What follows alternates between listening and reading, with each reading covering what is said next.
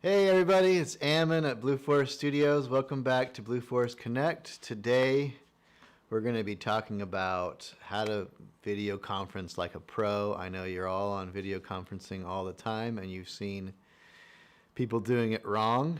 So we're going to give you some of the tips. You know, we're video producers, so we thought we could give you some advice on not only the basics, but some of the professional lighting techniques that we use that you could actually use at home. We'll also talk about our live streaming setup that we're using now. If you've tuned in the last couple of weeks, you've seen that in action. Today we've got a little different setup. We brought in Brian over here. You can see him over at the board to run the board, and so that I could be on camera.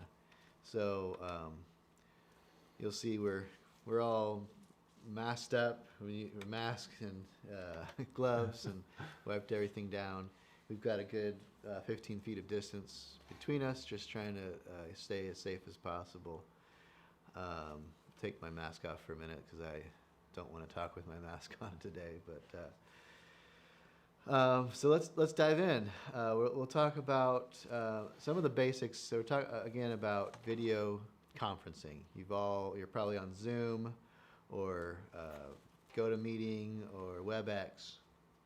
I'm not going to get in today to all the specifics of those platforms because they all have different things. There's different, operating systems and buttons and things you have to download. That's not really what we're talking about today. But just some of the basics that apply to all of those platforms. So first I want to talk about framing. Right now, you see me, I'm framed pretty well, as I would on a professional camera setup. That's a little harder to do when you're on your laptop. First of all, your laptop it's usually going to be lower than this camera is right now. Okay, so I've got a laptop here in front of me, and it's typically going to be down about a foot below the ideal level. If I was setting up a professional shot, I would bring it up around to your eye level, as this one is right now. So that can not be the most flattering shot because you're looking up into somebody's nose and it's just a little bit weird. So, a simple solution is to get a stack of books, something to set your laptop on, and just bring it up to a higher height. You also don't want it to, some people, you might have your camera up high for some reason, like above a big monitor. So now you're looking down, which is not a great angle either. So really, you just want to try and control that height. Another tip is this may sound obvious, but you've all seen it, where you want to think about your background. And you want to think about that before the meeting starts. We've all seen like somebody's girlfriend is in the background on a couch in their pajamas, or just something embarrassing back there. And you probably won't see it if you're looking on your your laptop monitor and it's just 2-inch screen. There might be something there that you can't see, but as soon as you start talking and your camera goes big, everyone else can see it. So you want to just kind of look closely at that and try and control that. Same thing we would do again on a professional set. We look at every detail in the background so that nothing weird is happening there that we just didn't notice. Another aspect of framing is what we call in the industry headroom. Right? How much headroom are you giving yourself? So if I were to give myself too much headroom, like this, you've probably seen that where I don't know what my shot looks like now, but you're just seeing like the top of their head, and it just looks a little bit ridiculous. Alternatively, I'm going to get myself back up to the right height here. You might be too high and you're getting cut off. You can obviously look at that. You can always see yourself in most of these platforms. You can see what you look like, and you can easily adjust your laptop angle or phone angle to get yourself the right headroom. The proper amount of headroom would be your head is almost touching the frame. Is that where I'm at now still? You're a tiny bit high right now. I'm too high, so Brian's going to help me get the right framing. There we go. That's back up. Back up? Okay. There we go.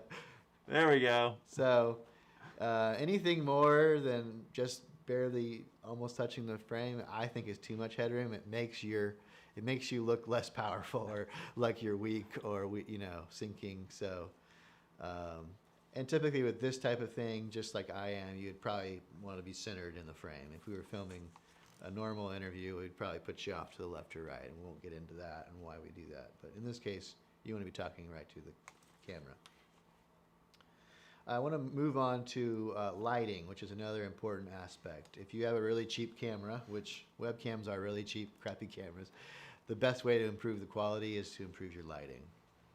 And you might say, well, I don't have any lights. I don't have professional lights. I don't have light stands. I don't have, all that. Well, there's things you can do. The sun is a great light source, and most people have a window in their room. What you do not want to do is put the window right behind you. If you put the window behind you, your camera is going to try and automatically adjust, and it's going to adjust for the window in many cases if it's big enough, and you're going to be what we call silhouetted. You're blacked out like you're on a witness protection program or something.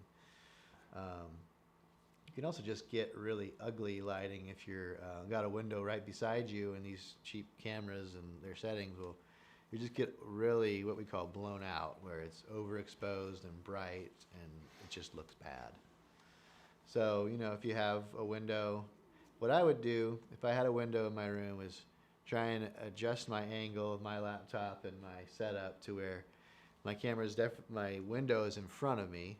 And also, in the industry, if you cut Brian to this other angle, you can see I typically want my light source somewhere about 45 degrees off to my right or my left. In this case, it's off to my right. And it's a little bit above me. That's the most natural. This is a big, soft light source that I'm using now, which a window would also be. A window is going to be large. And that you can see, it puts light on one side of your face. It casts pleasing shadows so you can see definition in the face. It's just a nice look. That's what we do as the pros. And you can kind of achieve something similar with your window if you know what you're doing. If you get the right angle. And if you have blinds, if you say it's looking too bright, you can just close your blinds down halfway and lower that. That's what I do that every time I go out to film professionally.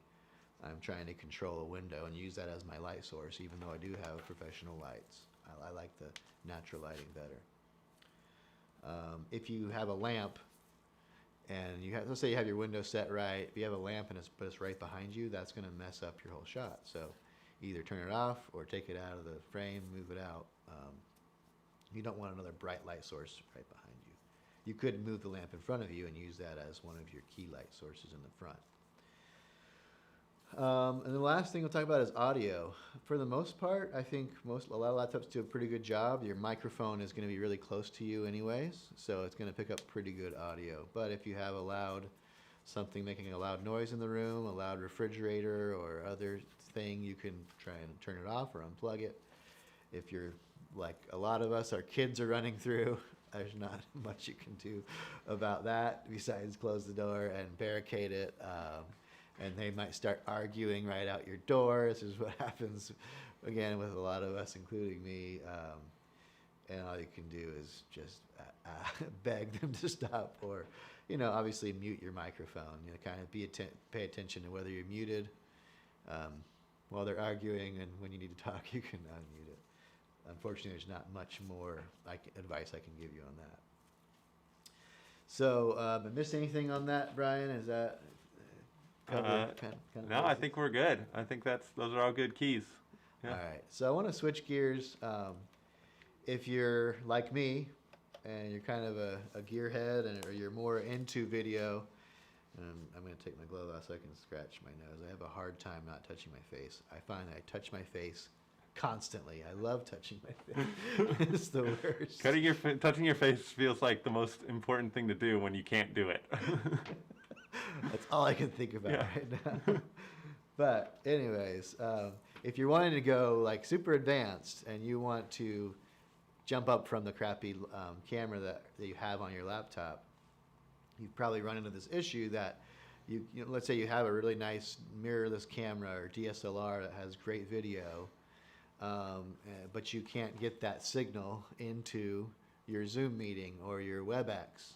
If you go to WebEx and select cameras, it's going to show your laptop camera because that's all you have connected to the laptop. So what you need, and you can buy a new webcam for $100, $200, $300. but they're frankly not going to be much better than the one already on your laptop. If you have a professional camera or a nicer camera, what you need is an HDMI capture card, basically. Most of those cameras will have an HDMI output, and the cards, unfortunately, cost at least $150. A nicer one is more like $300. The one we're using right now to get these cameras into our computer to live stream out is called a Magewell. It was $300. All it does is take the HDMI in, and I wish I could show it to you, but we're using it right now, so I can't. And we'll take USB out over USB 3 into your computer, and then actually, if we were doing this over Zoom, you could select that camera, and it would use our professional cameras. A couple other brands that make these. Blackmagic makes one. It's the cheapest one that I know of. I think it's called the Mini Recorder. It's $145 normally. And Elgato makes one. It's around $129. They're a company that does gaming, and they do it for gaming capture, for game streaming. Every single one of those products that I've just mentioned are on back order right now because everyone in the world is trying to get them and to improve their own video conferences and live streams. You'll see, you can find them on eBay. People have bought them for $150 and are selling them for $300. If that's worth it to you to get the gouging price. Hopefully these manufacturers will catch up and you'll start to see them come into stock, but so far they're not. Right at the moment, I have some, ordered and on back order on several platforms, so we can have more in stock to help our customers. But those are the brands you can look for. They're known brands, they're high quality, and it's fairly simple. I just plugged this in to my laptop, and it pulled up automatically in Zoom at the professional camera. I actually use this professional camera on all our company meetings when we're just video conferencing during weekly meetings. Another thing that I learned recently is there are a lot of mirrorless cameras now that have added the feature of they are their own webcam if you know what you're doing. And it can be a little finicky and tricky to do. Typically you're using their software that's come with the camera to kind of trick your computer into knowing that it's using it as a webcam. But I know the Canon EOS R and probably the RP both had this feature. A lot of the Sony cams, so the A6300, 6400, 6500, A7S II, A7S-R3, all have a way, and you can just search on YouTube and search how to use them as a webcam, and they'll walk you through the process. It's a little different on each one, but it's a cheaper way to do it if you happen to already own that camera or have a friend that does and is not using it. So that's anything else on that I've missed, Brian? All good.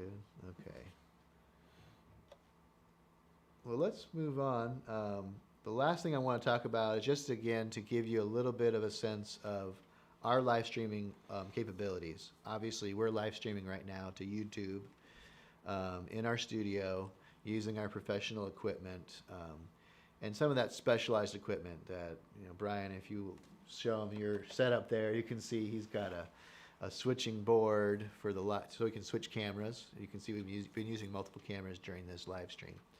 We've got a big monitor in front of him so he can see all of the inputs that are going at once. That's being run by the board. We've got another computer in front of him. You see those two monitors down there. Those are actually doing the live stream. They're taking the signal from the board and sending it out to YouTube. So let me just go through our capabilities that we can do. If you were to come in and you wanted to bring 1 or 2 people in and live stream tomorrow, we could have, it's already set up, ready to go. Or, as COVID starts to hopefully taper down and we're live streaming more, we can come to people's locations and bring this equipment and do a professional live stream. If you're doing a town hall for your company or a big group meeting and you want to bump the level of quality up, you really need a team of people that are experienced in this, like us, to come and help you and provide the extra equipment and the manpower the last thing you want to do is go down when you're live streaming to your 3,000 employees. So what we have, you can see we have multiple cameras. Right now we can do up to 4 cameras. So I've got my camera here, this wide shot here. Brian's got a camera back there. We can add another one to that mix. that's with the equipment that we have in-house. We could expand that out if we needed to pretty easily. Obviously, we have professional lighting that we can add to make the quality better. We have the camera switcher. This allows us the ability to add titles. So right now you can probably see there's our logo on the lower right or left. I could bring up a name title. Brian could demonstrate that. Any kind of graphic you can imagine, this board can run through and bring it up live just with a tap of a button like he's doing right now. We have the ability to show you a full screen graphic or a full screen video. So he could quickly switch over right now to like the opening title that we used in this live stream. And so that's nice. If you want to have if you have a slide deck or a PowerPoint, we can switch between those, so we could go from your speaker to your PowerPoint live. That's something you can't really do as easily with Zoom or GoToMeeting. You can do it, but it's a lot easier and faster this way. Now, right now we're streaming just to one platform, but we also have the capability to multi-stream. So we could stream to YouTube and several Facebook channels and Twitch and LinkedIn and several other places all at the same time, all using just one internet connection. So that can be useful to kind of expand out your audience. Also, another thing we do, and I'm just realizing we didn't do it today, is we can record in these cameras. So if the live stream goes well, but you want to go out afterwards and edit down a different version or improve something, we can take all the raw footage and edit that after the fact. So you could take a live stream with a lot of good content and then pull out 4 or 5 other videos that you could stream or send out in the normal way to your intranet or on your social media and that sort of thing. And if you if you come here, we're obviously going to implement a lot of safety measures. We wipe everything down beforehand, wash our hands. Our crew will wear masks and gloves, and after you're gone, we wipe everything down again for the next person who's coming in. So I think that's everything we had to cover today. Brian, did we have any questions? All good back here. Okay, cool. Well, go ahead and ask your questions. If you see this live stream after it's live here in a few minutes and you have questions about live streaming and want to reach out, you can add a comment to that live stream video. You can reach out to us on our website or call us. And we can help you. We can help you do a live stream here. We could, again, help you plan to do your own live streaming if that's something you want to do more of. So hope this helped, and stay safe. Have a good one. See y'all later.